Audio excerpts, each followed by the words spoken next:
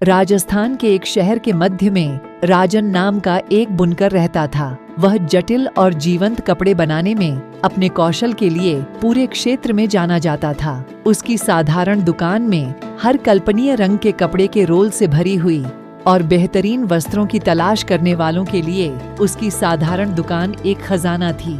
एक चिलचिलाती गर्मी के दिन फटे कपड़ों में लिपटी एक बूढ़ी औरत राजन की दुकान के पास पहुंची।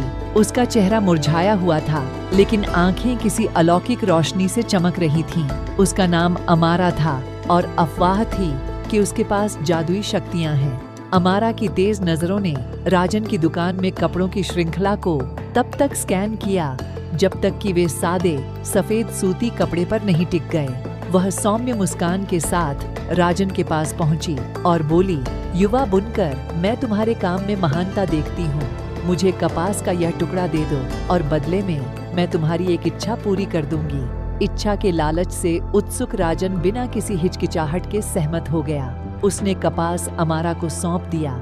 अमारा ने उसे सूरज की रोशनी की ओर दिया। अपने हाथ के इशारे से उसने सादे सूती कपड़े को अब तक देखे गए सबसे उत्तम कपड़े में बदल दिया। उसका स्पर्श किसी प्रेमी की फुसफुसाहट की तरह नरम था। फिर अमारा ने एक गुप्त मंत्र फुसफुसाया और कपड़ा एक शानदार टेपेस्ट्री में बुना जाने लगा। राजन यह सब देखकर हैरान रह गया। उसे एहसास हुआ कि उनकी सच्ची इच्छा धन या शक्ति के लिए नहीं, बल्कि स्वयं ऐसे अद्भुत कपड़े बनाने की क्षमता के लिए थी।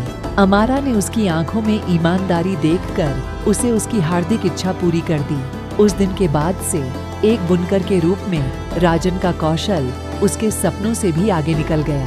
राजन ने ऐसे कपड़े तैयार किए जो प्रकृति और संस्कृति के सार को दर्शाते थे और उनकी प्रसिद्धि दूर दूर तक फैल गई। लोग उनकी कृतियों को खरीदने के लिए निकट और दूर दूर से आए और उनकी दुकान खूब फली फूली। जहाँ तक अमारा की बात है, वह रहस्यमय तरीके से गायब हो गई जैसे वह आई थी और बुनकर की नई पाई गई प्रतिभा के प्रतीक के रूप में आकर्षक टेपेस्ट्री को पीछे छोड़ गई। यह राजन की दुकान में लटका हुआ था। यह याद दिलाता है कि कभी कभी सबसे बड़ा खजाना भौतिक धन नहीं, बल्कि कलात्मकता और रचनात्मकता के उपहार होते हैं जो भीतर रहते हैं। और इसलिए राजस्थान के शहर में बुनकर की दुकान आश्चर्य और प्रेरणा का स्थान बन गई, जहां कलात्मकता का जादू और रचनात्मकता का जादू एक साथ मिलकर एक ऐसी विरासत बनाता है जिसे आने वाली पीढ़ियों द्वारा याद किया जाएगा।